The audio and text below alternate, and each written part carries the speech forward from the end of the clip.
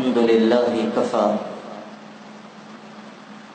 وسلام على عباده الذين اصطفى أما بعد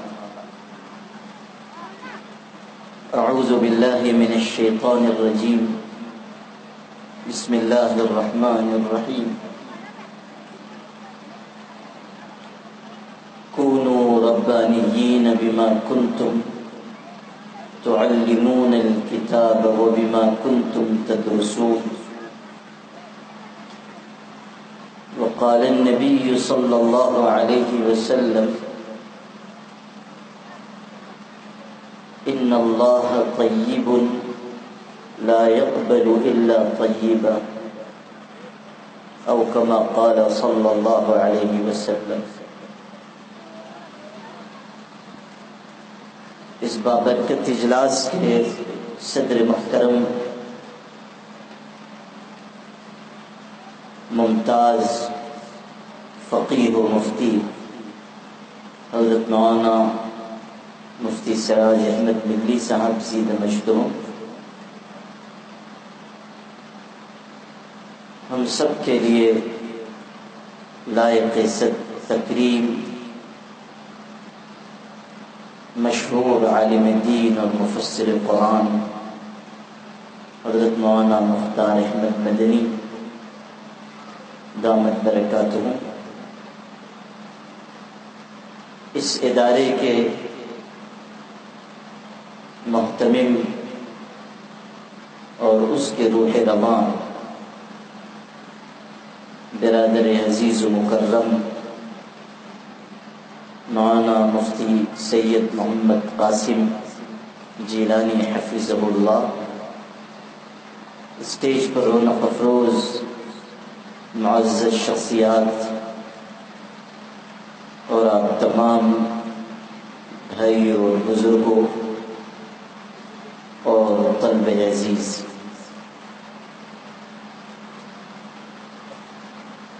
دھولیا کے اس بافیض مدرسے میں جب کبھی میری حاضری ہوتی ہے تو تمام تر رونق، طلباء کی چہل پہل،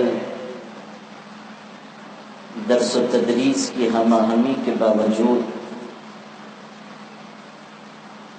ایک کمی کا احساس ہمیشہ ہوتا ہے،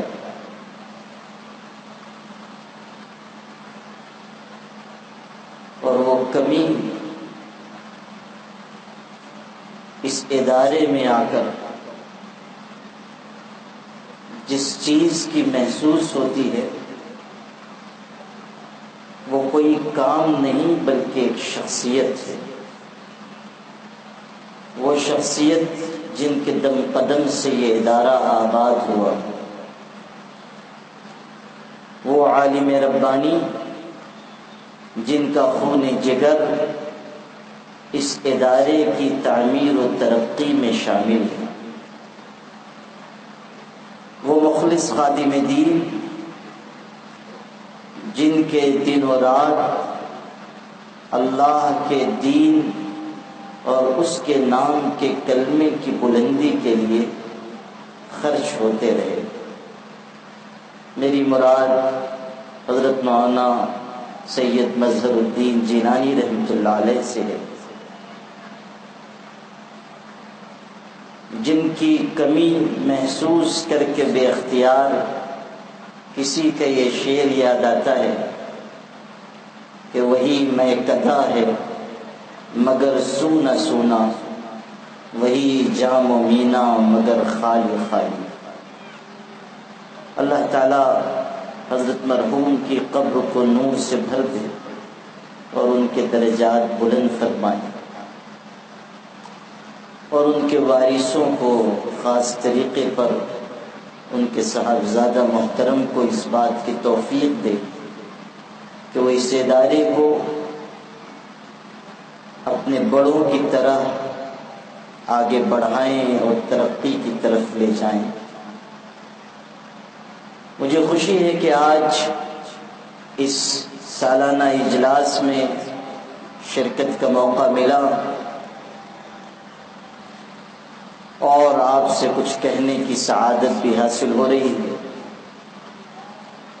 حالانکہ جس مجلس میں حضرت مولانا مختار صاحب تشریف فرما ہوں، انہی کا حق ہے کہ وہ لوگوں سے مخاطب ہوں اور نصیحت کی باتیں ارشاد فرمائیں۔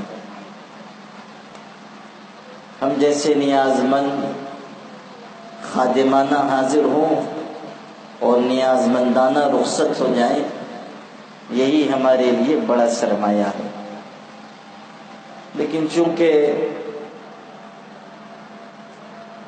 کچھ عرض کرنے کا حکم ہوا ہے، اس لیے چند ضروری باتیں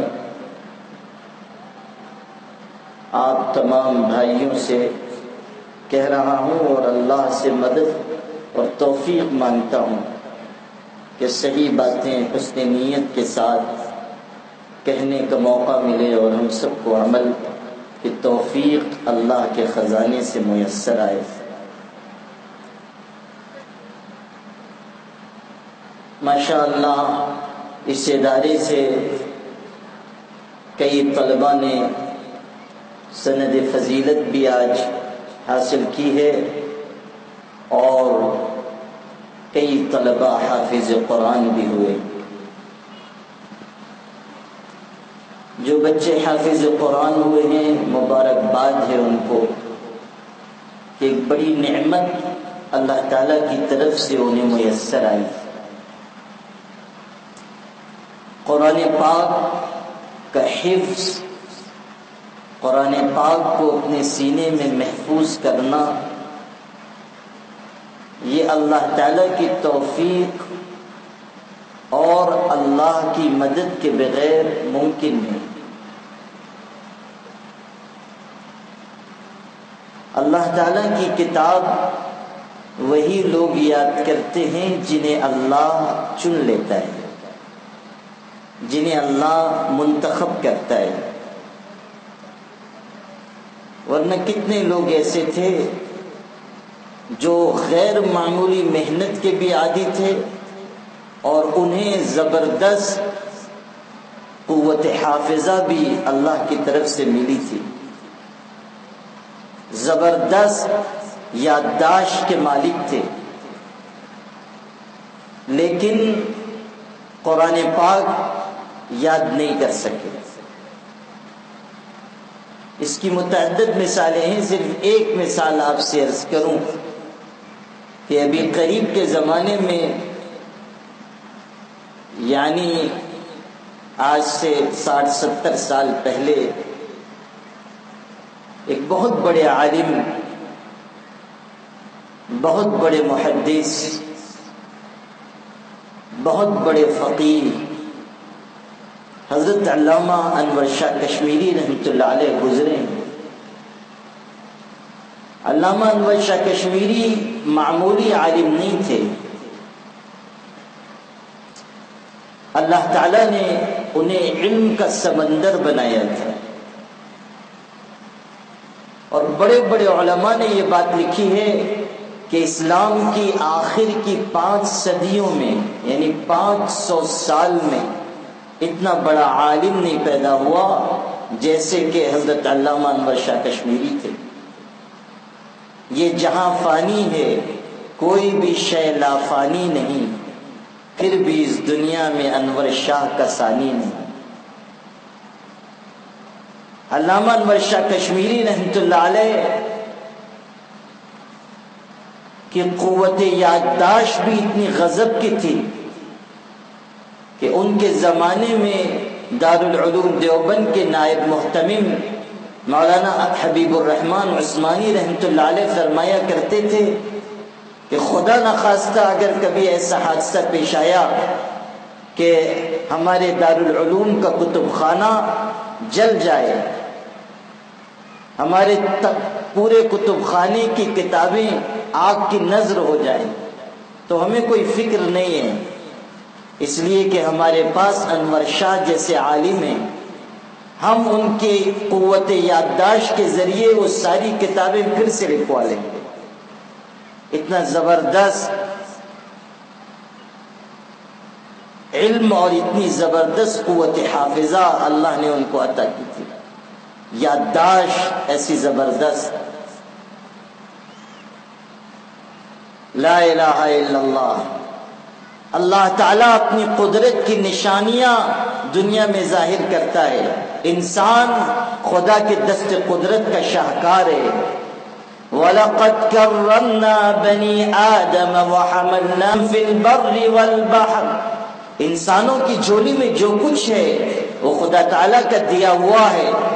انسان کی صلاحیت خود اس کا کمال نہیں ہے، یہ اللہ کی عطا ہے، اللہ کی بخشش ہے، اس کی نوازش ہے. خدا کے خزانے سے ملتا ہے جو کچھ ملتا ہے. انسان کے پاس علم ہو، انسان کے پاس اعمال پر استقامت ہو، انسان کے اندر خوبیاں ہوں، انسان زبان و بیان کے کمالات سے مشرف کیا گیا ہو، تو یہ اس کا ذاتی کمال نہیں ہے، اللہ کی طرف سے اسے یہ نعمتیں دی گئی. اللہ عطا کرتا ہے، اللہ نوازتا ہے، خدا تعالیٰ دینے والا ہے. اور یاد رکھنا میرے بھائیوں کہ جو شخص اس حقیقت کو اچھی طرح یاد رکھتا ہے اور اس حقیقت کو اچھی طرح سمجھ لیتا ہے، وہ کبھی غرور کا شکار نہیں ہوتا، وہ کبھی کبر میں مبتلا نہیں ہوتا، اس لیے کہ وہ جانتا ہے کہ دینے والی ذات تو اللہ کی ہے، اسی کے خزانے سے ملا ہے جو کچھ ملا ہے. اور جو شخص یہ گمان کرنے لگ جاتا ہے کہ میری خوبیاں میرے قوت بازو کا نتیجہ ہیں، اس شخص کی ہلاکت اور بربادی خدا تعالیٰ کی طرف سے طے کر دی جاتی.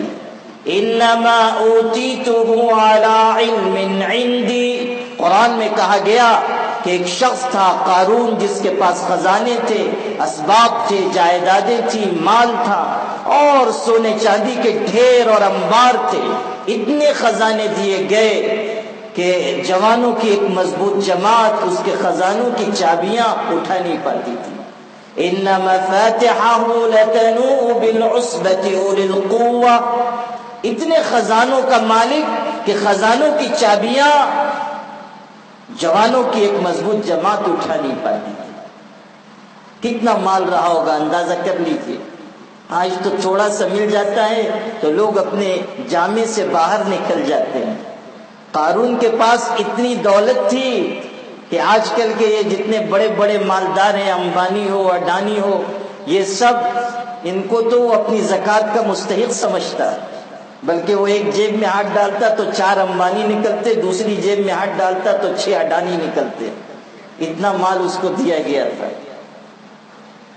لیکن جب اس نے یہ بات کہی کہ انما اوتیتہ علی علم عندی، کہ جو مال میرے پاس ہے وہ میرے علم کا نتیجہ ہے، یہ میرا ذاتی کمال ہے، یہ میری اپنی خوبی ہے، یہ میری قوت بازو کا نتیجہ ہے، تو اللہ تعالیٰ نے اس کو اور اس کے خزانوں کو زمین میں دھسا دیا اور بتا دیا کہ کبر اور غرور کرنے والوں کا انجام کیا ہے. فَخَسَفْنَا بِهِ وَبِدَارِهِ الْأَرْضِ. ہم نے اس کو اور اس کے خزانوں کو، ماننے والوں کو، سب کو زمین میں دھسا دیا. تو خدا تعالیٰ کی طرف سے اگر کوئی نعمت ملی ہے تو یہ سمجھنا چاہیے کہ اللہ نے وہ نعمت دی ہے، انسان کا اپنا اس میں کوئی کمال نہیں ہے. اور جو اس حقیقت کو سمجھے گا وہ کبھی غرور کے راستے پر نہیں چلے گا. تو انسان کے پاس جو کچھ ہے وہ اللہ کا دیا ہوا، اور انسان اللہ تعالی دست قدرت کا شاہکار ہے. لَقَدْ خَلَقْنَا الْإِنسَانَ فِي أَحْسَنِ تَقْوِيمٍ. بہترین سانچے میں ڈھال کر انسان کو پیدا کیا گیا ہے. سب سے بہترین اور خوبصورت مخلوق خدا کی اور سب سے زیادہ صلاحیتوں کی مالک مخلوق اللہ تعالیٰ کی انسان ہے. اللہ اکبر. تو جو کچھ نعمت ہے اللہ کی طرف سے، اور انسان کو جو صلاحیتیں ملی ہیں وہ خدا تعالیٰ کی قدرت کی نشانیاں ہیں. علامہ انور شاہ کشمیری رحمۃ اللہ علیہ کو بھی زبردست قوت حافظہ اللہ کی طرف سے ملی. ایک کتاب پڑھ لیتے تھے تو 40 سال تک ان کو وہ کتاب یاد رہتی تھی. اور اس کے بڑے واقعات ہیں. ان کے بیان کرنے کا یہ موقع نہیں. صرف ایک بات آپ سے عرض کروں، علامہ انور شاہ کشمیری رحمۃ اللہ علیہ کے بارے میں قاری محمد طیب صاحب رحمۃ اللہ علیہ نے لکھا ہے، ان کے شاگرد تھے. کہتے ہیں کہ ایک مرتبہ ایک مضمون لکھ رہا تھا تو مجھ کو ضرورت پڑی. ابن الحسن کذاب ایک حدیث کا جھوٹا راوی ہے، گڑ گڑ کر حدیثیں بیان کرتا تھا. اس کے کچھ حالات مجھ کو معلوم کرنے تھے، کتابوں میں بہت تلاش کیا، ملا نہیں. تو اپنے استاذ علامہ انور شاہ کشمیری کی خدمت میں حاضر ہوا.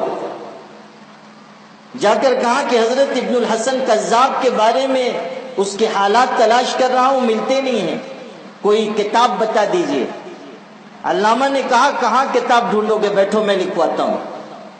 کہتے ہیں کہ حضرت نے لکھوانا شروع کیا کہ فلاں علاقے میں فلاں سن میں فلاں تاریخ کو اس کی پیدائش ہوئی، فلاں علاقے میں اس کی وفات ہوئی، زندگی کے حالات یہ ہیں، ایسی ایسی حدیثیں اس نے جھوٹی بیان کی ہیں. پوری تفصیل اس کی زندگی کے احوال سب بیان کر دیے. ابن الحسن کذاب، کذاب کہتے ہیں بہت جھوٹا انسان، انتہائی جھوٹا شخص تھا. یہاں تک کہ کتابوں میں لکھا ہے کہ جب اس کا انتقال ہو رہا تھا، مر رہا تھا، اس وقت بھی جھوٹ بول کر دنیا سے گیا، مرتے دم بھی اس نے جھوٹ کہا. اسی سے آپ اندازہ کر لیجئے کہ کتنا بڑا جھوٹا ہوگا. ویسے ہم لوگوں کی بھی خوش قسمتی ہے کہ ہم ایسے ملک میں ماشاءاللہ جی رہے ہیں جہاں اقتدار کی کرسیوں پر ایسے لوگ بیٹھے ہوئے ہیں جنہوں نے ابن الحسن کذاب کو بھی جھوٹ بولنے میں پیچھے چھوڑ دیا. ابھی میں چند دن پہلے گجرات گیا ہوا تھا، ڈھابیل میں ہمارا ڈھابیل کے مدرسے میں ایک پروگرام تھا. تو وہاں گجرات کے لوگوں سے اس سے پہلے بھی میں نے عرض کیا کہ آپ لوگوں نے ایسا شخص اپنے یہاں سے دہلی روانہ کیا ہے جن کی کوالٹی یہ ہے کہ وہ ایک سانس میں 60 جھوٹ بولتے ہیں. جیسے گاڑی کار چلتی ہے نا کہ 100 کلومیٹر فی گھنٹہ، وہ فی منٹ 60 جھوٹ. میں نے ان سے کہا کہ اگر ابن الحسن کذاب جو جھوٹا راوی تھا اگر آج کل زندہ ہو کے چلا آئے دوبارہ تو وہ سیدھا دہلی جائے گا اور جا کر فضیلت الشیخ کے ہاتھ پر مرید ہو جائے گا اور کہے گا کہ حضرت خام خواہ میں بدنام ہو گیا، امام تو آپ ہیں اور آپ کی بیعت بخوشی میں قبول کرتا ہوں. تو ابن الحسن کذاب جھوٹا راوی مرتے دم بھی جھوٹ بول کر گیا. علامہ انور شاہ کشمیری رحمۃ اللہ علیہ نے اس کے سارے حالات زبانی بیان فرمائے اور قاری طیب صاحب نے لکھ لیا. پھر قاری صاحب کے ذہن میں یہ بات آئی کہ شاید حضرت کی نظر سے قریب میں کوئی کتاب گزری ہو جس میں اس کے حالات ہوں، اسی لیے تو اس قدر تفصیل کے ساتھ حضرت نے ساری بات بیان کی. کہتے ہیں کہ میں نے حضرت سے پوچھا کہ یہ جو سب حالات آپ نے بیان کیے قریب میں کوئی کتاب اس کے حالات پر آپ نے دیکھی؟ حضرت نے فرمایا کہ آج سے 40 سال پہلے میں مصر گیا تھا، وہاں خدیوں کے کتب خانے میں ایک رسالہ اسی کے حالات پر تھا. اس وقت جو میں نے چیزیں پڑھی تھی آج تمہارے پوچھنے پر وہ ذہن میں مستحضر ہو گئیں اور اسی وقت کی پڑھی ہوئی چیزیں آج میں نے تم سے بیان کی. آپ تصور کیجیے 40 سال پہلے ایک شخص ایک چیز پڑھتا ہے اور اللہ تعالیٰ نے ایسی زبردست قوت حافظہ عنایت فرمائی کہ اپنے حافظے کی قوت کی بنیاد پر ساری چیزیں بیان کرتا ہے. تو علامہ انور شاہ کشمیری رحمۃ اللہ علیہ کے تو حیرت انگیز واقعات ہیں، لیکن جو بات آپ سے عرض کرنی تھی وہ یہ کہ ایسی زبردست یادداشت ہونے کے باوجود، قرآن مجید سے غیر معمولی مناسبت ہونے کے باوجود، قرآن پاک سے غیر معمولی تعلق کے باوجود علامہ انور شاہ کشمیری قرآن پاک کے حافظ نہیں تھے، قرآن پاک یاد نہیں کر سکے. یہ بات اس چیز کے اظہار کے لیے بہت کافی ہے کہ اللہ جس کو حفظ قرآن کے لیے منتخب کرے گا وہی حافظ قرآن ہوگا. ہمارے روحانی سلاسل میں ایک سلسلہ عظیم سلسلہ قادریہ ہے جس کے سرخیل و امام حضرت سیدنا شیخ عبد القادر جیلانی رحمۃ اللہ علیہ، اسی سلسلے سے بنیادی طریقے پر ہمارا تعلق ہے۔ سیدنا شیخ عبد القادر جیلانی رحمۃ اللہ علیہ قرآن مجید کے حافظ تھے، زبردست حافظ، اور قرآن پاک سے ایسی مناسبت تھی اور تلاوت کا ایسا اہتمام کہ خود انہوں نے یہ بات ارشاد فرمائی ہے، ان کے ملفوظات میں ہے کہ میری زندگی کے 15 سال ایسے گزرے ہیں کہ ہر رات کو میں اپنے حجرے میں کھوٹی تھی اس کو پکڑ کر کھڑا ہو جاتا تھا اور قرآن پاک کی تلاوت شروع کرتا تھا اور فجر کی اذان پر قرآن پاک مکمل کر لیتا تھا۔ 15 سال تک اس طرح تلاوت کا معمول رہا، لیکن ان کے بعد سے جو سلسلہ چلا تو نیچے تک ان کی نسل میں کوئی حافظ قرآن نہیں ہوا۔ اس شاخ میں جو ان کا نسبی سلسلہ ہے، ان کے صاحبزادے اور صاحبزادے کے بعد جو سلسلہ چلا، کوئی حافظ قرآن نہیں ہوا۔ بڑے بڑے علماء ہوئے، بڑے مشائخ ہوئے، بڑے فقہاء ہوئے، لیکن حفظ قرآن کی سعادت حاصل نہیں ہوئی۔ یہ اللہ تعالیٰ کی طرف کی بات ہے کہ اللہ کس کو حفظ قرآن کی سعادت عطا کرے۔ اس لیے جو حافظ ہوئے ہیں انہیں اس نعمت پر اللہ تعالیٰ کی بارگاہ میں سجدہ شکر بجا لانا چاہیے۔ یہ اللہ کی نعمت ہے، اور یہ نعمت جس کو مل جائے اسے دنیا کی دوسری نعمتوں کی طرف سے نگاہ بند کر لینی چاہیے۔ ہمارے آقا حضرت محمد صلی اللہ علیہ وسلم نے ارشاد فرمایا، جس کو قرآن پاک کی نعمت مل گئی اور وہ اس کے بعد دنیا کی دوسری نعمتوں کی طرف نگاہ اٹھا کر دیکھتا ہے تو یاد رکھو وہ ان چیزوں کو جنہیں اللہ نے چھوٹا قرار دیا ہے بڑا سمجھتا ہے، اور اس نعمت کی توہین کرتا ہے جس نعمت کو اللہ نے بہت بڑی نعمت بنایا، یعنی حفظ قرآن کی نعمت۔ اس لیے حافظ ہونے والے طلبہ اس نعمت کی پوری قدر کریں، اس نعمت کی قدردانی اپنے اندر پیدا کریں اور ساری زندگی قرآن پاک سے جڑے رہیں۔ افسوس کی بات ہے کہ عام مسلمان تو جانے دیجئے، اہل علم تک قرآن پاک کی تلاوت کا اہتمام نہیں کرتے۔ کتنے حفاظ قرآن ہیں، حافظ ہو جاتے ہیں، اس کے بعد قرآن پاک سے رشتہ کمزور ہوتا ہے۔ روزانہ قرآن پاک کی تلاوت ہو، بغیر قرآن پاک کی تلاوت کے ہمارا دن نہ گزرے۔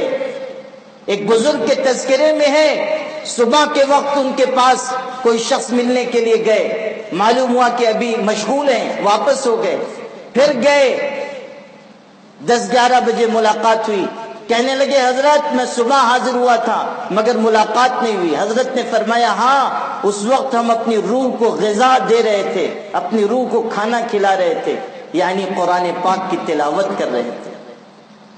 جس طرح جسم کی غذا ظاہری چیزیں ہیں، اسی طرح روح کی غذا قرآن پاک کی تلاوت ہے۔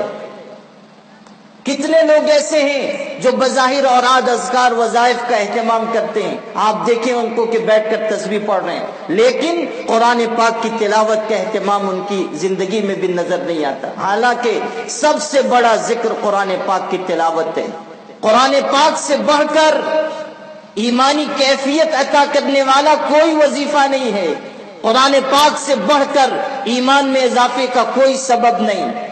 خود قرآن میں یہ بات ارشاد فرمائی گئی، انما المؤمنون الذين اذا ذكر الله وجلت قلوبهم واذا تليت عليهم آياته زادتهم ایمانا وعلى ربهم يتوكلون۔ ایمان میں اضافے کا ذریعہ قرآن پاک کی تلاوت ہے۔ جب انسان قرآن پڑھے گا، جب انسان اللہ تعالیٰ کے پاک کلام کی رات کی تنہائیوں میں تلاوت کرے گا، اس کے دل پر قرآن پاک کی آیتیں اثر انداز ہوں گی، اس کی آنکھوں سے آنسو جاری ہو جائیں گے، اس وقت ایمان و یقین کی کیسی کیفیت اس کو نصیب ہوگی۔ وَإِذَا سَمِعُوا مَا أُنزِلَ إِلَى الرَّسُولِ تَرَى أَعْيُنَهُمْ تَفِيضُ مِنَ الدَّمْعِ مِمَّا عَرَفُوا مِنَ الْحَقِّ۔ قرآن پاک تو ایسا زبردست کلام ہے، ایسا پرشکو کلام ہے کہ یہ قرآن پڑھا جاتا ہے اور سننے والوں کے دل پر اس طرح اثر انداز ہوتا ہے کہ آنکھوں سے آنسو بہ پڑتے ہیں۔ قرآن پاک کی یہ تاثیر ہے۔ تو نمی دانی سوز قرت تو دیگر گوں کرد تقدیر عمر را، اقبال اپنے فارسی کلام میں کہتے ہیں تم کیا جانو قرآن پاک میں کیسی تاثیر خدا تعالیٰ نے رکھی ہے۔ یہ وہ کلام ہے جس نے حضرت عمر کی تقدیر کو تبدیل کر دیا۔ یہ وہ کلام ہے کہ جب نجاشی حبشہ کے بادشاہ ملک حبشہ نجاشی کے دربار میں یہ قرآن پڑھا گیا، حضرت جعفر طیار رضی اللہ تعالیٰ عنہ حاضر کیے گئے تھے۔ مشرکین پیچھے سے آئے کہ یہ ہمارے بھاگے ہوئے غلام ہیں، ان کو ہمارے سپرد کر دیجئے۔ بادشاہ نے کہا نہیں، پہلے میں بات سنوں گا۔ چنانچہ گفتگو ہی مسلمانوں سے، صحابہ کرام کی چھوٹی سی جماعت تھی جس کے امیر حضرت جعفر طیار تھے۔ آخر میں بادشاہ نجاشی نے کہا کہ کوئی قرآن بھی اس پیغمبر پر اترا ہے جن کو تم اپنا نبی اور پیغمبر مانتے ہو، کوئی وحی اتری ہے؟ انہوں نے کہا کہ ہاں قرآن اترتا ہے۔ کہا کچھ سناؤ۔ انہوں نے سورہ مریم کی آیتیں پڑھی۔ چونکہ عیسائی بادشاہ تھا، بڑے بڑے عیسائی علماء انجیل کھولے ہوئے بیٹھے ہیں، یہودی علماء تورات کھولے ہوئے بیٹھے ہیں، اور بادشاہ کے روبرو قرآن پاک کی تلاوت کی جاتی ہے۔ سورہ مریم پڑھی حضرت جعفر طیار نے۔ کاف ہا یا عین صاد ذکر رحمت ربک عبدہ زکریا اذ نادى ربہ نداء خفیا۔ روایت میں ہے کہ بادشاہ قرآن پاک کی آیتوں کی تاثیر سے رو پڑا، اور وہ علماء جو تورات و انجیل کھول کر بیٹھے ہوئے تھے فبکوا حتی اغزلوا لحاہم، روئے یہاں تک کہ ان کی داڑھیاں آنسوؤں سے تر ہو گئیں، ان کے آنسو داڑھیوں سے ہو کر زمین پر گرنے لگے، اتنا روئے۔ قرآن پاک اسی واقعے کے پس منظر میں یہ بات کہتا ہے وَإِذَا سَمِعُوا مَا أُنزِلَ إِلَى الرَّسُولِ تَرَى أَعْيُنَهُمْ تَفِيضُ مِنَ الدَّمْعِ مِمَّا عَرَفُوا مِنَ الْحَقِّ۔ قرآن پاک ایسا زبردست کلام ہے کہ جب سننے والے اس کو سنتے ہیں تو ان کی آنکھیں نم ہو جاتی ہیں، پڑھنے والے جب اس کی تلاوت کرتے ہیں تو ان کے دل خدا تعالیٰ کی عظمت کے آگے جھک جاتے ہیں۔ قاضی ابن ابی اوفا بصرہ کے قاضی تھے، بڑے عالم تھے، محلے کی مسجد میں نماز بھی پڑھاتے تھے۔ ایک دن فجر کی نماز پڑھانے کے لیے گئے، مصلی پر کھڑے ہوئے سورہ فاتحہ کی تلاوت کی، اس کے بعد سورۃ المدثر پڑھنا شروع کیا۔ جب ان آیتوں پر پہنچے فَإِذَا نُقِرَ فِي النَّاقُورِ فَذَلِكَ يَوْمَئِذٍ يَوْمٌ عَسِيرٌ عَلَى الْكَافِرِينَ غَيْرُ يَسِيرٌ۔ جب ان آیتوں پر پہنچے، صفت الصفوہ عربی کی کتاب ہے، لکھا ہے کہ جب یہ آیتیں تلاوت کی جن میں قیامت کا ذکر ہے اور اللہ کا کلام بیان کرتا ہے کہ اس وقت کو یاد کرو جب سور پھونکا جائے گا، وہ دن کافروں کے لیے بہت سخت دن ہوگا، وہ کوئی آسان دن نہیں ہوگا۔ قیامت کے احوال، قیامت کی سختیاں، قیامت کے دن کے شدائد، قیامت کے دن کی مصیبتیں ان کی نگاہ کے سامنے آ گئیں۔ یاد آیا ہوگا کہ قیامت کے دن وہ ہوگا جب انبیاء تک گھٹنوں کے بل گرے ہوئے ہوں گے، قیامت کے دن وہ ہوگا جب ساری مخلوق کے اوپر لرزہ طاری ہوگا، جب زمین کے اوپر زلزلہ آ جائے گا، جب پہاڑ روئی کے گالے بنا کر اڑا دیے جائیں گے، جب زمین میں سے تمام انسانوں کو اٹھایا جائے گا، لوگ اپنی قبروں سے اٹھائے جائیں گے۔ یوم یقوم الناس لرب العالمین، جب تمام انسان خدا کے دربار میں حاضر کیے جائیں گے، جب سینوں کے راز اور بھید ظاہر کر دیے جائیں گے، نگاہوں کی خیانتیں اللہ تعالیٰ سب انسانوں کے سامنے لے آئے گا، چھوٹے سے چھوٹا عمل بھی خدا تعالیٰ کی نگاہ سے مخفی نہیں ہے۔ خدا کے لکھنے والے فرشتے متعین ہیں اور اللہ تعالیٰ کا نظام انسانوں کے اعمال کے محفوظ کیے جانے کا کائنات میں جاری ہے۔ کوئی انسان بند کمروں میں، کوٹریوں میں چھپ کر کوئی گناہ کرتا ہے اور یہ سمجھتا ہے کہ کسی دیکھنے والی آنکھ نے نہیں دیکھا، مگر یاد رکھنا اس وقت بھی اللہ کی نگاہ اس کو دیکھتی ہوتی ہے۔ جب انسان سارے پردے گرا دیتا ہے اس وقت بھی ایک پردہ اٹھا رہتا ہے جو اس کے اور اللہ کے درمیان ہے۔ جب انسان سارے دروازے بند کر دیتا ہے اس وقت بھی ایک دروازہ کھلا رہتا ہے جو انسان اور اس کے خدا کے درمیان ہے۔ اللہ تعالیٰ ایک ایک چیز کو جاننے والا، ایک ایک چیز پر نظر رکھنے والا ہے۔ او مسلمانوں، پڑھو خدا کا پرشک و کلام۔ ارشاد فرمایا گیا ما یکون من نجوى ثلاثة الا هو رابعهم ولا خمسة الا هو سادسهم ولا ادنى من ذلك ولا اکثر الا هو معهم اینما كانوا۔ کوئی تین شخص ایسے نہیں ہیں جو سرگوشی کرتے ہوں مگر یہ کہ ان کا چوتھا اللہ ہوتا ہے، اور کوئی چار افراد ایسے نہیں ہیں جو چپکے بات کرتے ہوں مگر یہ کہ اللہ ان کی گفتگو کو سنتا ہے، نہ اس سے کم نہ اس سے زیادہ۔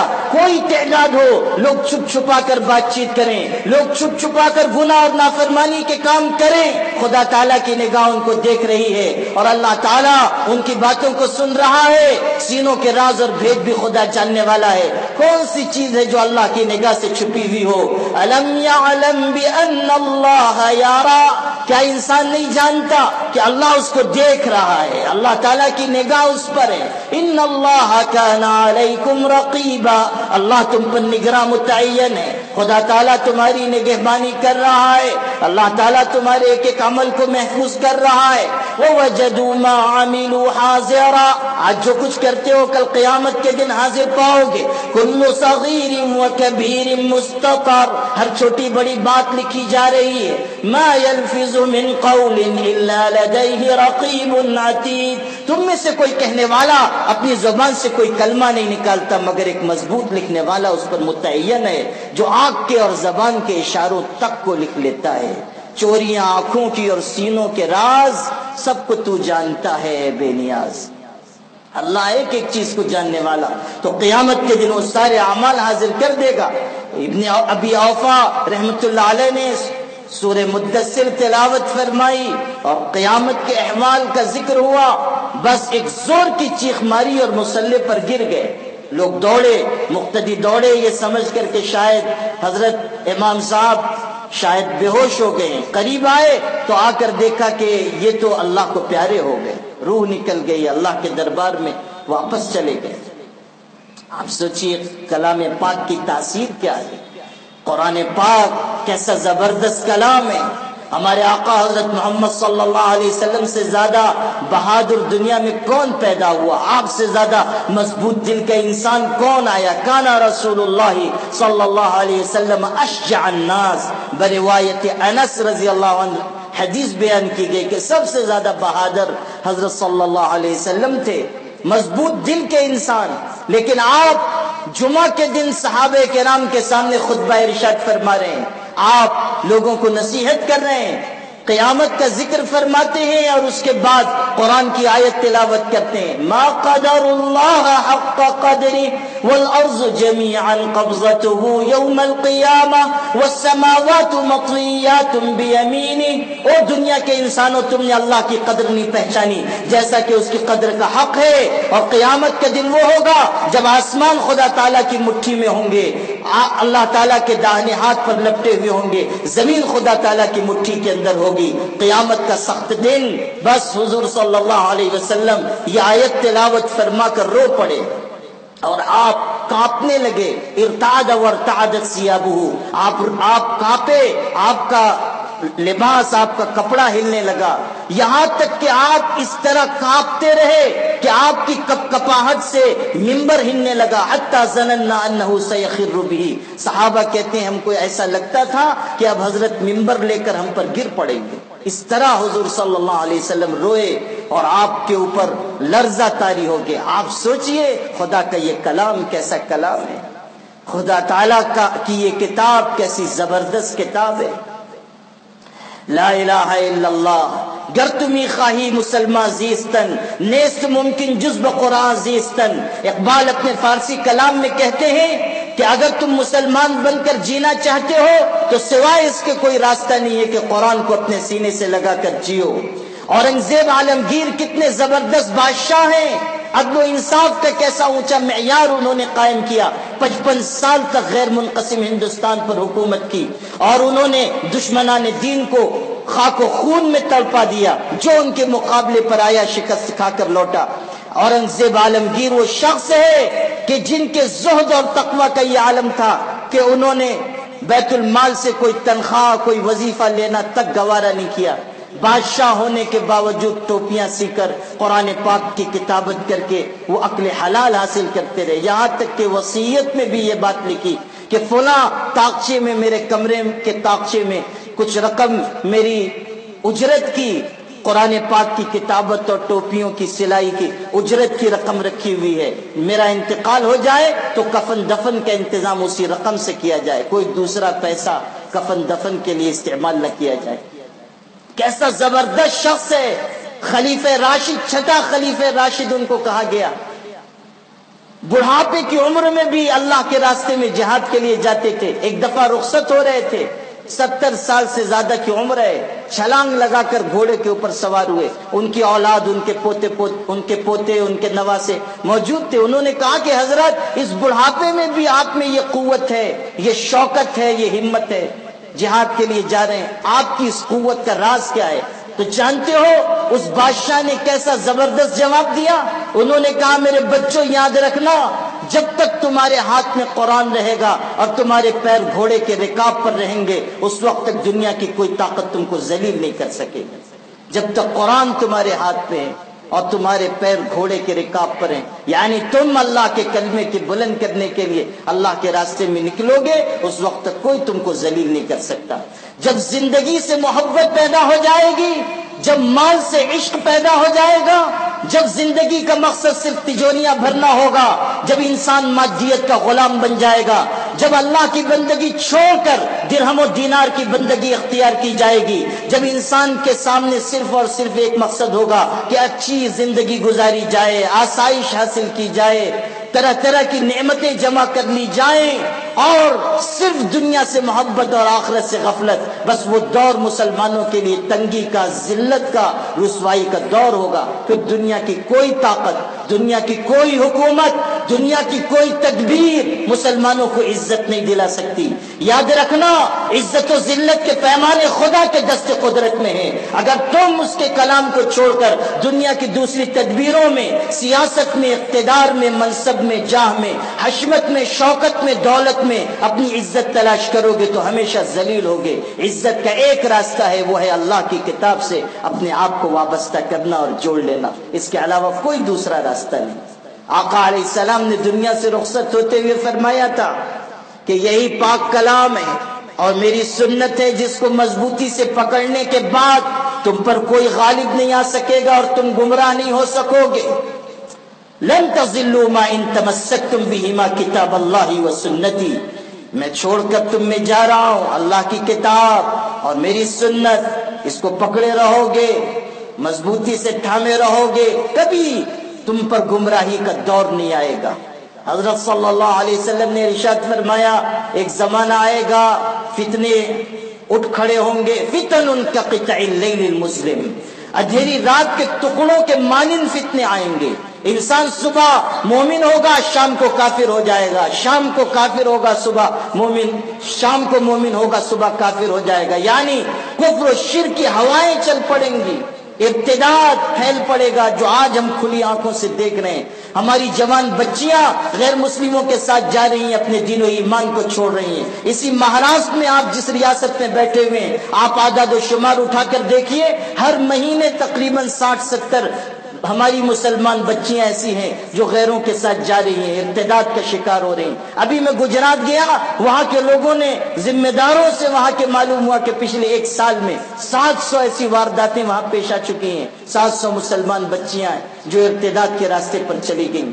کو ایجوکیشن کے نام پر جو لعنت ہم نے اپنے سماج اور معاشرے میں اختیار کی، مخلوط نظام تعلیم کو مغرب کے زیر اثر ہم نے جس طرح قبول کیا اور اس کو پروان چڑھایا، اب اس کا نتیجہ یہ نکل رہا ہے کہ بے حیائی کے راستے سے ہماری بچیاں ارتداد تک، کفر اور شرک تک پہنچ رہی ہیں. ہم نے دنیا کے تھوڑے سے نفع کی خاطر اپنی آل و اولاد کے دین و ایمان تک کا سودا کر لیا ہے. یاد رکھنا، ہم نے لڑکیوں کی تعلیم کے نام پر، ان کے اچھے رشتے کے نام پر، ان کے گھر کی آبادی کے نام پر اپنی بچیوں کو کفر کے دروازوں تک پہنچا دیا. کیا ضرورت تھی کہ ہم ایسے نظام تعلیم سے اپنی بچیوں کو روشناس کرواتے جس کا آخری انجام سوائے کفر و شرک کے کچھ نہیں نکلنا ہے. ہمارے بزرگوں نے یہ بات کہی تھی کہ اگر ہماری اولاد جاہل رہ جائے تو یہ اس سے بہت زیادہ بہتر ہے کہ وہ تعلیم پا کر کفر و شرک کے دروازوں تک اور ارتداد کے دہانے تک پہنچ جائے؟ کیا آپ بھول گئے کہ ہمارے اکابر نے اگر کسی زمانے میں مغربی نظام تعلیم کی زبردست مخالفت کی تھی تو صرف اسی بنیاد پر مخالفت کی تھی کہ اگر ایک وقت ایسا آئے کہ اس تعلیم کے ذریعے خدا تعالیٰ سے بیزاری، الحاد و تحریت کی ہوائیں چلنے لگے تو ایسا نظام تعلیم ہم کو ہرگز ہمارے لیے قابل قبول نہیں ہے۔ کیوں اقبال نے یہ بات کہی تھی کہ اللہ سے کرے دور وہ تعلیم بھی فتنہ، املاک بھی، اولاد بھی، جاگیر بھی فتنہ، ناحق کے لیے اٹھے تو شمشیر بھی فتنہ، شمشیر ہی کیا نعرے تکبیر بھی فتنہ۔ کیوں یہ بات ارشاد فرمائی تھی؟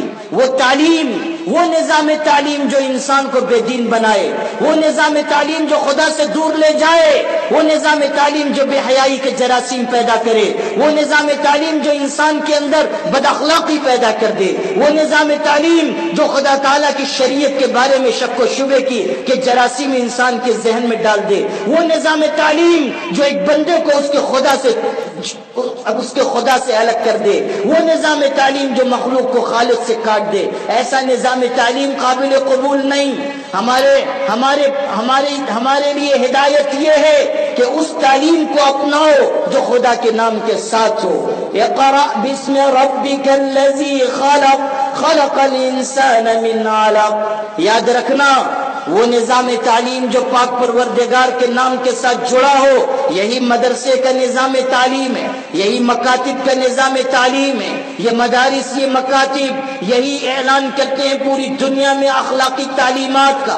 کوئی اسکول، کوئی کالج، کوئی یونیورسٹی، کوئی نظام تعلیم آج دنیا میں ایسا نہیں ہے جو اخلاق کی بنیادوں پر کھڑا ہو، جو انسانیت کی بنیادوں پر کھڑا ہو، جو شرافت کی بنیادوں پر کھڑا ہو، جو حیا اور پاک دامنی کی بنیادوں پر کھڑا ہو، جو عفت و عصمت کی بنیادوں پر کھڑا ہو۔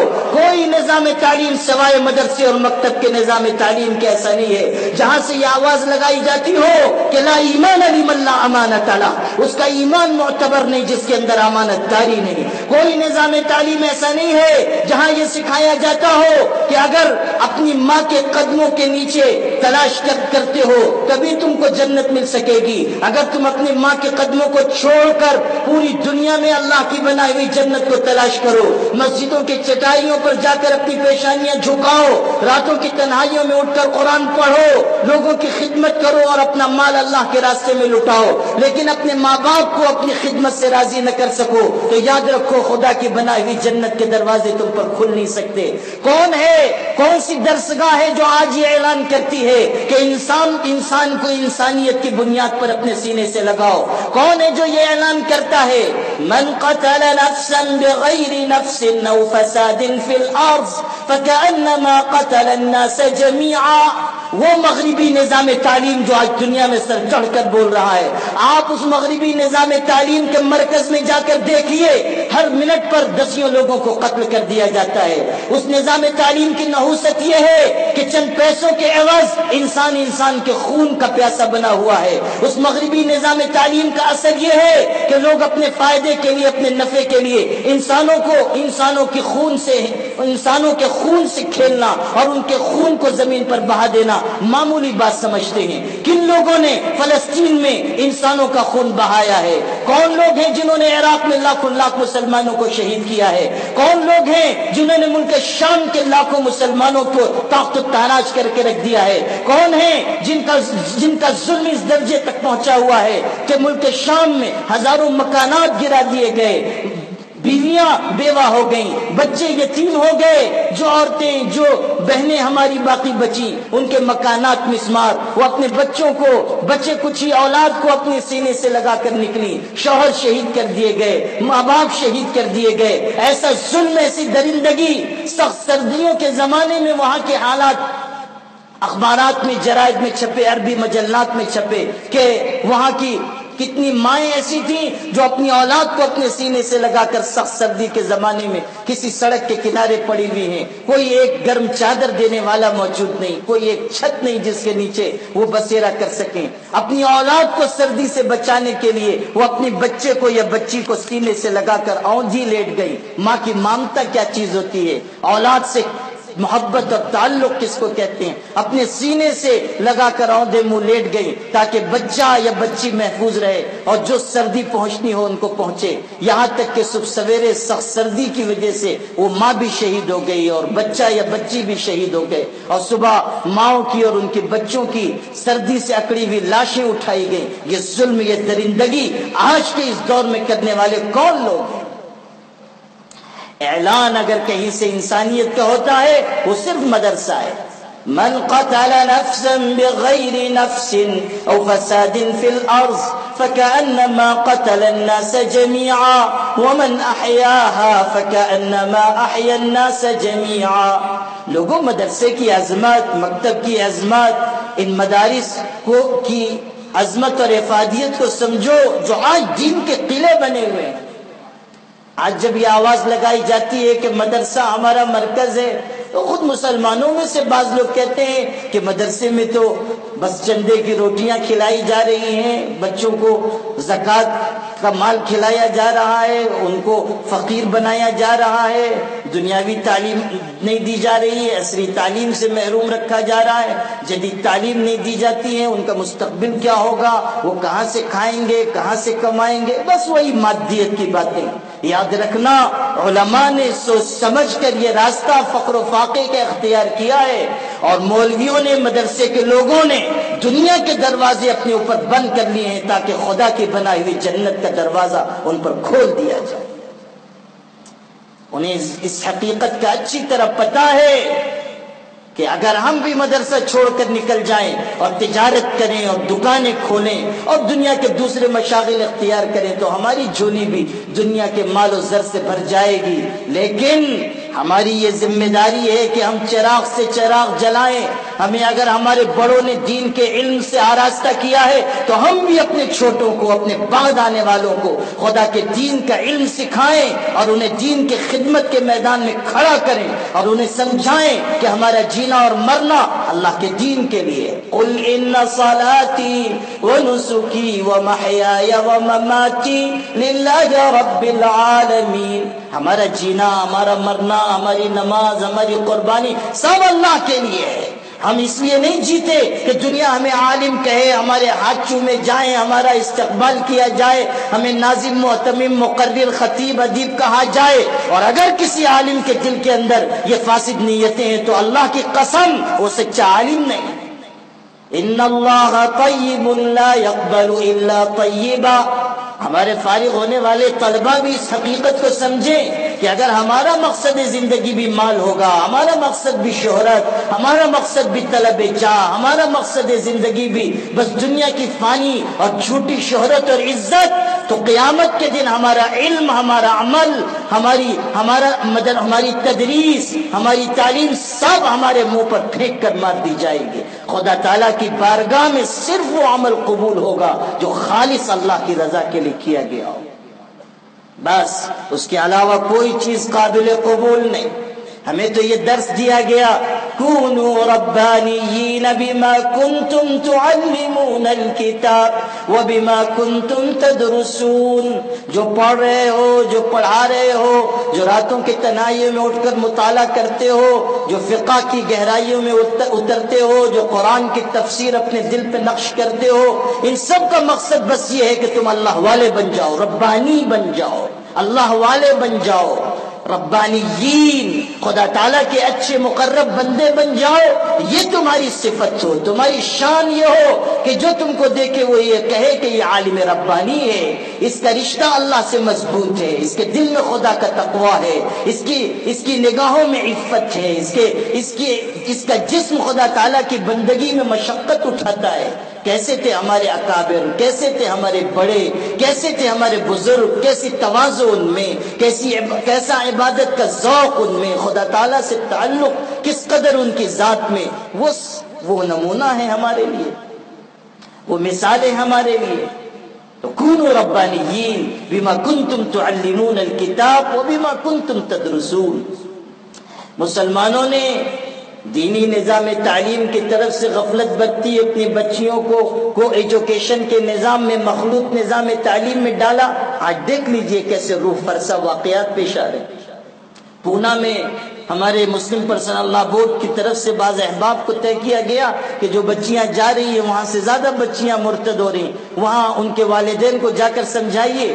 تو ایک گھرانے، ایک خاندان کے پاس جب وہ پہنچے کہ آپ کی بیٹی نے کورٹ میرج کی درخواست دی ہے، اپلیکیشن دائر کیا ہے، آپ اپنی بچی کو سمجھائیے، تو جانتے ہو انہوں نے کیا جواب دیا؟ ماں باپ ہیں مسلمان، وہ کہتے ہیں کہ ہماری بیٹی کما کر ہم کو کھلاتی ہے، ہم کو اس کی پرواہ نہیں کہ وہ کس سے شادی کر رہی ہے، ہمیں کوئی پرواہ نہیں۔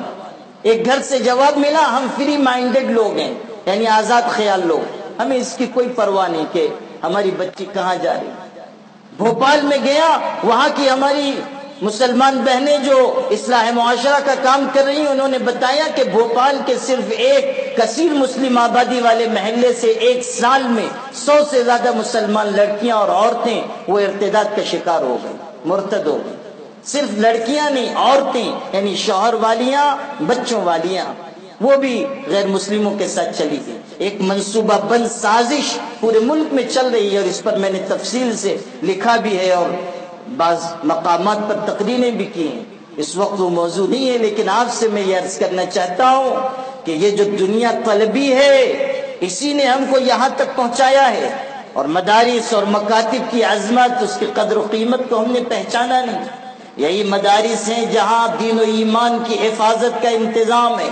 کوئی تحریک، کوئی تنظیم، کوئی ادارہ وہ دین کی حفاظت کا، دین کی صیانت کا، دین کی نشر و اشاعت کا کارنامہ انجام نہیں دے سکتا جو مدرسہ انجام دیتا ہے۔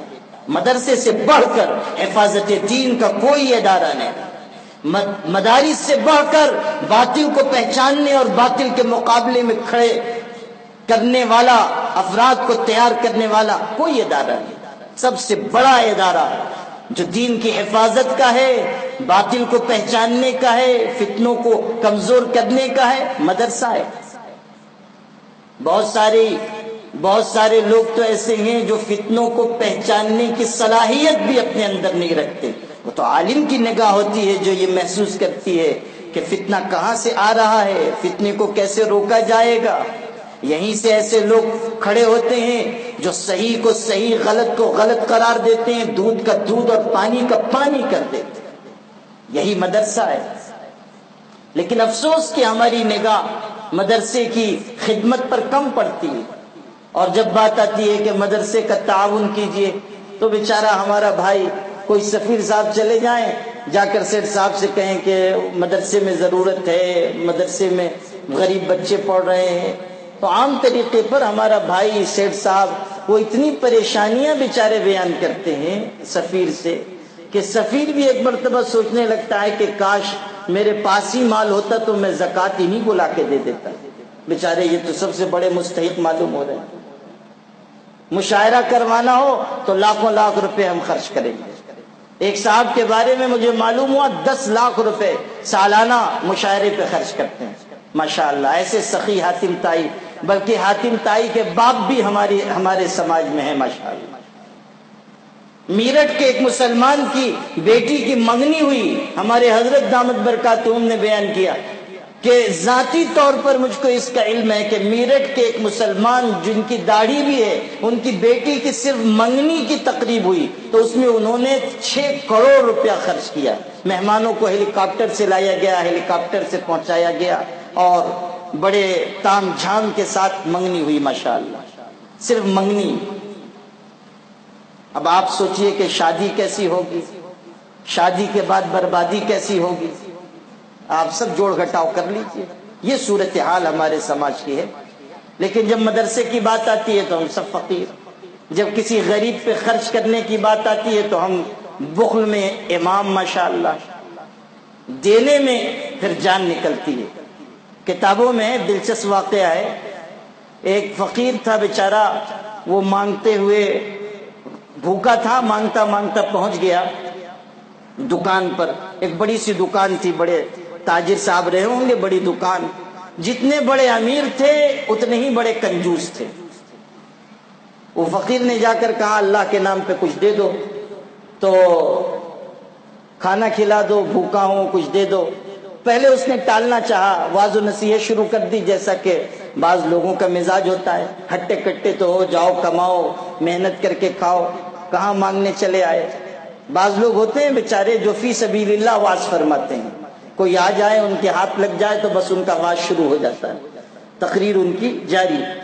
ہارون الرشید بہت بڑا بادشاہ تھا، اس کے رقبہ سلطنت میں سورج نہیں ڈوبتا تھا، اپنے محل کے باغیچے میں ٹہل رہا تھا، اتنے میں آسمان پہ کالا بادل آیا، برسانی آگے بڑھنے لگا، تو اتنا بڑا بادشاہ تھا کہ کہنے لگا امطری ہے سشکتی فسیأتنی خراجکی، جہاں جا کر برسنا ہے برس جاؤ، تمہارے برسنے سے جو غلہ اور اناج پیدا ہوگا اس کی زکوٰۃ میرے ہی خزانے میں آئے گی۔ اتنا بڑا بادشاہ۔ ایک دفعہ ایک شخص گاؤں دیہات کا اس کے پاس آیا، کہنے لگا بادشاہ سلامت حج کے لیے جانا چاہتا ہوں، کچھ مدد کر دیجیے۔ بادشاہ ہارون الرشید عالم بھی تھا، اس نے کہا کہ اپنے پیسے سے حج کرنا چاہیے۔ کہنے لگا کچھ پیسہ ہے میرے پاس، کچھ آپ دے دیجئے، چلا جاؤں گا۔ کہنے لگا جب تمہارے پاس پورا پیسہ نہیں ہے تو تم پہ حج فرض ہی نہیں ہے، تم صاحب استطاعت ہی نہیں ہو تو کیسے تم حج کرنے جاؤ گے؟ جب نہیں پیسہ ہے مت جاؤ۔ تو وہ بھی بڑا ظریف شخص تھا، مذاقی طبیعت کا، بادشاہ سے کہنے لگا حضرت میں آپ سے مدد لینے آیا ہوں، آپ سے مسئلہ پوچھنے کے لیے نہیں آیا ہوں، مسئلہ پوچھنے کے لیے تو بہت سے عالم مفتی ہیں، میں آپ سے مدد لینے آیا ہوں، مدد کیجئے، مسئلہ مت بتائیے۔ تو بادشاہ مسکرایا اور اس نے اس کی مدد کی۔ تو ایسے ہی وہ بھی امیر آدمی رہا ہوگا، اس نے واز و نصیحت شروع کر دیا، لیکن وہ فقیر بھی انٹرنیشنل قسم کا فقیر تھا، وہ بھی ٹلا نہیں۔ ہو سکتا ہے کہ ہمارے حضرت مودی جی دامت برکاتہم سے کچھ ڈی این اے اس کا ملتا جلتا ہو، کچھ شاید اگلی پشتوں میں کچھ رابطہ ہو ان کا، تو وہ بیچارہ وہیں بیٹھ گیا، فقیر بے شرم قسم کا تھا، بیٹھ گیا کہ لیے بغیر جاؤں گا۔ تو اب جب وہ بیٹھ گیا اور اس دکاندار کو دقت ہونے لگی تو اس نے سوچا کہ اس کو کیسے نہ کیسے بھگایا جائے۔ تو بڑی دکان تھی، کافی ملازم تھے، اس نے ایک ملازم کو بلایا، عربی میں واقعہ ہے، تو کہنے لگا اپنے ملازم سے یا بشیر قل لنذیر فلیقل لامیر فلیقل لوزیر ان یؤتی خبزا لهذا الفقیر، کہ بشیر تم امیر سے، بشیر تم نذیر سے کہہ دو، وہ وزیر سے کہہ دے، وہ امیر سے کہہ دے کہ اس فقیر کو ایک روٹی دے دو۔ بخاری شریف کی اتنی لمبی سند کے بعد ایک روٹی، اتنا لمبا سلسلہ سند اور ایک روٹی۔ جب اس فقیر نے سنا کہ اتنا ذلیل کرنے کے بعد بھی یہ دے رہا ہے تو ایک روٹی، تو اس نے بھی دعا کے لیے ہاتھ اٹھائے اور کہا یا اللہ قل لجبریل فلیقل لمیکائیل فلیقل لاسرافیل فلیقل لعزرائیل ان یقبض روح هذا البخیل، کہ اللہ آپ جبریل سے کہہ دیجئے، وہ میکائیل سے کہیں، وہ اسرافیل سے کہیں، اور وہ عزرائیل سے کہیں کہ اس خبیث بخیل کی روح نکال لی جائے۔ ان یقبض روح هذا البخیل، ایسا کنجوس شخص ہے دنیا سے اٹھا لیا جائے، خس کم جہاں پاک۔ یہ جو بخل ہمارا ہے، مسجد مدرسے پہ خرچ نہ کرنے کا مزاج اچھا مزاج نہیں۔ ہمارے آقا حضرت محمد صلی اللہ علیہ وسلم نے ارشاد فرمایا کہ جب کوئی انسان اللہ کے راستے میں خرچ کرتا ہے تو اللہ کا ایک فرشتہ اتر کر آتا ہے اور وہ دعا دیتا ہے اللہم اعط منفقا خلفا، اللہ خرچ کرنے والے کو اس کے مال کا بدل عطا فرما۔ اور جب انسان روک روک کر رکھتا ہے، کنجوسی کرتا ہے، تو ایک فرشتہ آتا ہے بد دعا دیتا ہے اللہم اعط ممسکا تلفا، اللہ روک روک کر رکھنے والے کے مال کو ضائع اور برباد فرما۔ اس لیے آپ مدرسے میں آئیں تو یہ نہ دیکھیں کہ مدرسے میں کیا کیا موجود ہے، بلکہ یہ دیکھیں کہ کیا کیا چیز موجود نہیں ہے جس کو میں اپنی طرف سے پورا کر دوں۔ بایزید بستامی رحمت اللہ علیہ درویشوں اور اولیاء میں بہت اونچے درجے کے شخص گزرے ہیں۔ بایزید بستامی، لوگوں نے کہا ہے ان کا مقام اولیاء میں ایسا ہے جیسے حضرت جبریل کا مقام فرشتوں میں۔ ایک موقع پر ان سے کسی نے کہا کہ حضرت زکوٰۃ کتنے پر فرض ہوتی ہے؟ حضرت نے کہا کہ میں اپنے مسلک کے مطابق جواب دوں یا فقہا کے مسلک کے مطابق؟ پوچھنے والا بہت ذہین تھا، کہنے لگا حضرت دونوں بتا دیجیے۔ اس نے سوچا ہوگا کہ فقہا سے الگ ان کا کیا مسلک ہوگا، تو کہنے لگا دونوں بتائیے۔ تو انہوں نے کہا علماء کہتے ہیں کہ اتنا اتنا مال جمع ہو، سال گزر جائے، زکوٰۃ فرض ہوگی۔ اچھا آپ کا مسلک؟ کہنے لگے ہمارا مسلک تو یہ ہے کہ اتنا مال ہی مت جمع ہونے دو جس پر زکوٰۃ فرض ہو، اس سے پہلے پہلے اللہ کے راستے میں خرچ کر دو۔ سوچنے والے کس کس انداز سے دنیا میں سوچتے ہیں، غور کر لیجیے۔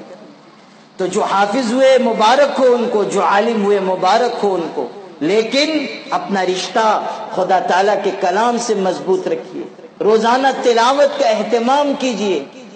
ہمارے بزرگوں میں کیسا اہتمام تلاوت کا تھا۔ ابو بکر ابن عیاش رحمۃ اللہ علیہ شخص ہیں، بزرگ ہیں، دنیا سے رخصت ہو رہے تھے، ان کے ہمشیرہ سرہانے کھڑی ہوئی تھی، رو پڑی، آنسوؤں سے رو پڑی کہ بھائی دنیا سے رخصت ہو رہے ہیں، اتنے بڑے عالم۔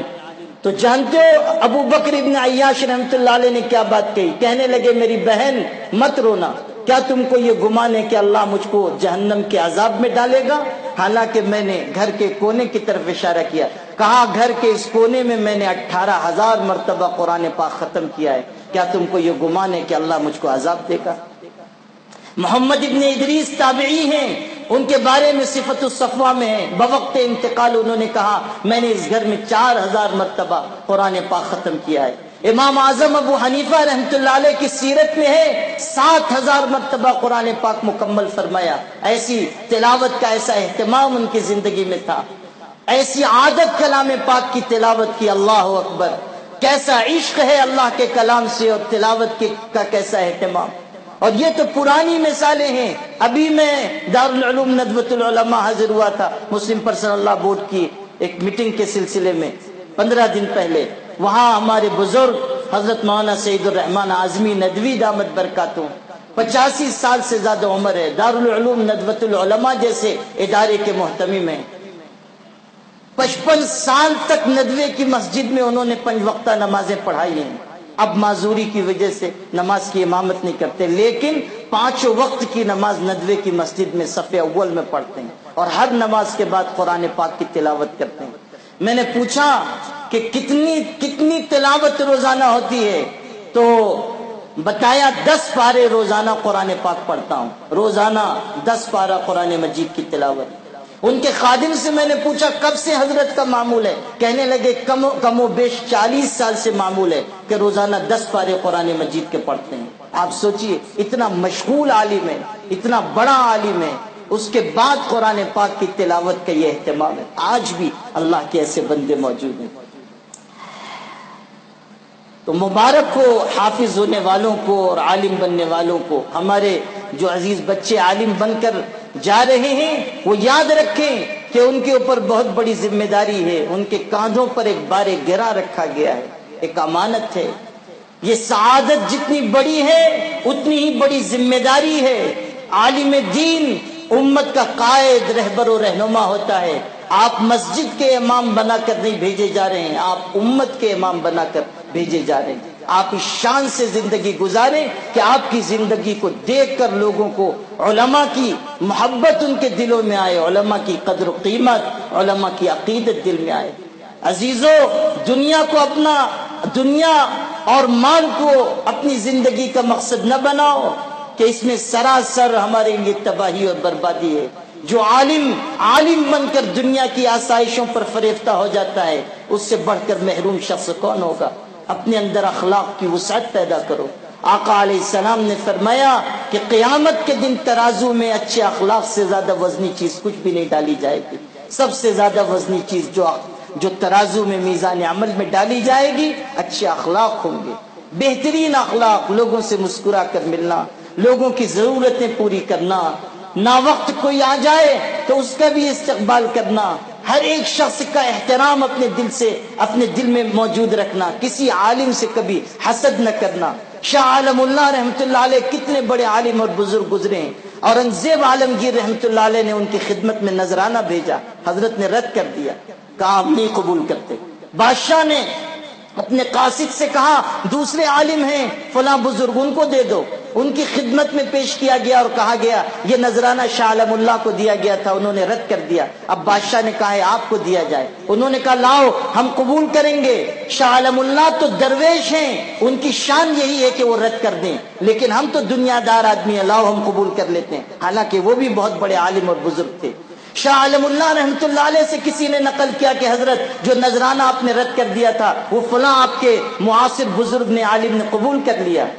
ہم ہوتے تو کیسی بات اپنی زبان سے نکالتے, لیکن شاہ عالم اللہ کے اخلاق دیکھیے. انہوں نے کہا کہ اگر انہوں نے قبول کر لیا ہے تو بہت اچھا کیا, اس لیے کہ تالاب میں اگر تھوڑی سی بھی ناپاکی گر جاتی ہے تو تالاب ناپاک ہو جاتا ہے, اور سمندر میں بہت ناپاکی بھی گر جائے تو سمندر ناپاک نہیں ہوتا. میں تالاب کی طرح ہوں اور وہ سمندر کی طرح ہیں, تھوڑی موڑی ناپاکی سے ان کا کچھ بگڑنے والا نہیں ہے.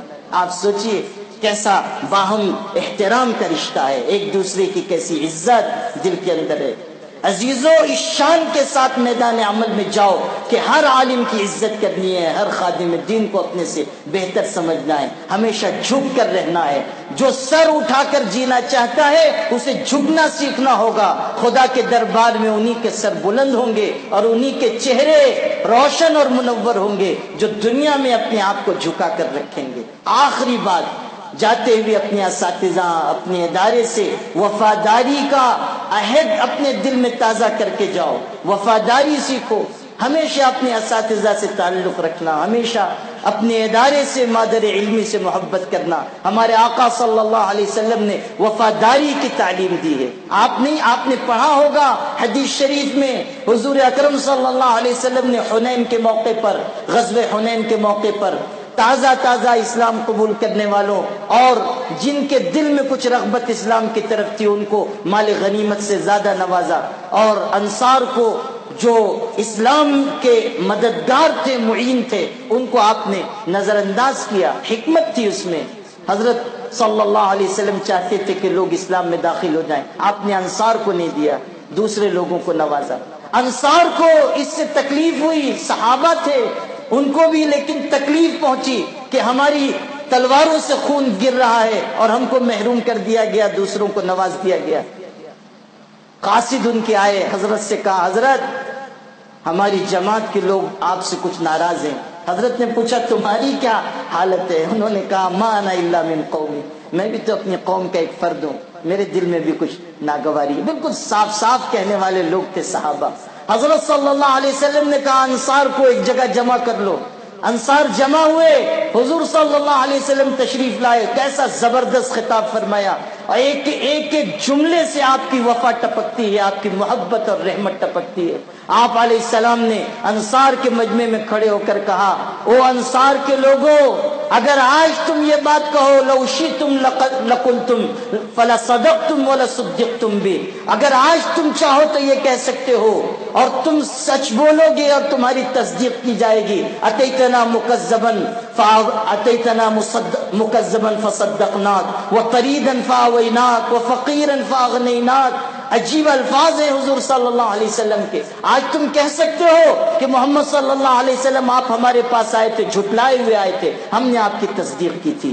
آپ کو نکال دیا گیا تھا آپ کے وطن سے, ہم نے آپ کو ٹھکانہ دیا تھا. آپ فقیر تھے, ہم نے آپ کو مالدار کر دیا, ہم نے آپ اپنا مال آپ کے اوپر نچھاور کیا. تم آج یہ کہہ سکتے ہو؟ اور سنو, میں بھی یہ بات کہہ سکتا ہوں کہ الم تکونوا ضلالا فہداکم اللہ بی, کیا تم گمراہ نہیں تھے, اللہ نے میرے ذریعے سے تم کو ہدایت دی. کیا تم فقیر نہیں تھے, اللہ نے تم کو میری وجہ سے مالداری عطا کی. آپس میں ایک دوسرے سے ٹکرانے والے, دشمنی رکھنے والے تھے. تمہارے دلوں میں اللہ نے میرے ذریعے الفت محبت پیدا کر دی. پھر آپ نے جو جملہ ارشاد فرمایا وہ دل سے سننا. حضرت نے فرمایا یا معشر الانصار اما ترضون ان يذهب الناس بالشاة والبعير وترجعوا برسول الله الى رحالكم. کیا انصار کے لوگوں تم اس بات سے راضی نہیں ہو کہ دوسرے لوگ اپنے خیموں کی طرف, اپنے گھروں کی طرف بکریاں, بھیڑ, اونٹ لے کر جائیں اور تم اللہ کے رسول کو اپنے گھروں کی طرف لے کر لوٹو. تم اللہ کے رسول کو اپنے گھر کی طرف لے کر جاؤ. المحیا محیاکم والممات مماتکم, جینا اور مرنا تمہارے ساتھ ہے. لو سلک الناس شعبا ووادیا وسلک الانصار شعبا ووادیا لسلکت شعب الانصار ووادیها. اگر لوگ کسی وادی میں چلیں گے, کسی راستے سے گزریں گے اور انصار کسی راستے پر چلیں گے, قسم خدا کہ میں انصار کے راستے پر چلوں گا. المحیا محیاکم والممات مماتکم, جینا اور مرنا تمہارے ساتھ ہے. حدیث میں ہے جب حضرت نے یہ جملہ ارشاد فرمایا کہ لوگ اونٹ اور بھیڑ اور بکریاں اپنے گھروں کو لے کر جائیں گے، تم اللہ کے رسول کو لے کر جاؤ گے، فبکوا حتی اغسلوا لحاهم، انصار رو پڑے یہاں تک کہ داڑھیاں آنسوؤں سے تر ہو گئیں، اور انہوں نے کہا رضینا برسول اللہ قسما وحظا، اس تقسیم پر ہم راضی ہیں، خوش ہیں، مال دوسروں کو مل جائے ہم اللہ کے رسول کو لے کر جائیں۔ وفاداری کی تعلیم فرمائی حضرت نے۔ مکہ فتح ہو گیا، آپ چاہتے تو مکے میں قیام فرماتے، آپ کا گھر تھا، آپ کا وطن تھا، خانہ کعبہ وہاں پر تھا۔ انصار کو بھی یہ شبہ پیدا ہوا کہ شاید اب حضرت مکے سے واپس مدینہ تشریف نہیں لائیں گے، اب تو مکہ فتح ہو گیا۔ لوگوں نے آ کر کہا حضرت اب تو ہم محروم ہو جائیں گے، آپ اپنے وطن میں رہ جائیں گے۔ حضرت نے فرمایا کس نے تم سے یہ بات کہہ دی ہے، میں تمہارے ساتھ واپس چلوں گا، جینا اور مرنا اب تمہارے ہی ساتھ ہے، بے وفائی نہیں کروں گا، جینا اور مرنا تمہارے ساتھ ہے۔ میرے بھائیوں، یہ وفاداری کی تعلیم لے کر آپ یہاں سے جائیں۔ ہمارے عزیز طلباء اپنی مادر علمی سے ہمیشہ اپنا تعلق قائم رکھیں، اپنے اساتذہ سے محبت کریں، اساتذہ کو اپنے لیے مرکز عقیدت تسلیم کریں، اس سے علم میں برکت ہوگی، اعمال کے راستے پر استقامت نصیب ہوگی۔ یہ چند باتیں میں نے اللہ کی توفیق سے عرض کی، میری یہ اہلیت نہیں تھی کہ میں اہل علم کے مجمع میں اتنی گفتگو کروں، لیکن میں نے اللہ تعالیٰ کی مدد سے چند باتیں عرض کر دی ہیں۔ خدا تعالیٰ ان میں برکت نصیب کرے۔ وآخر دعوانا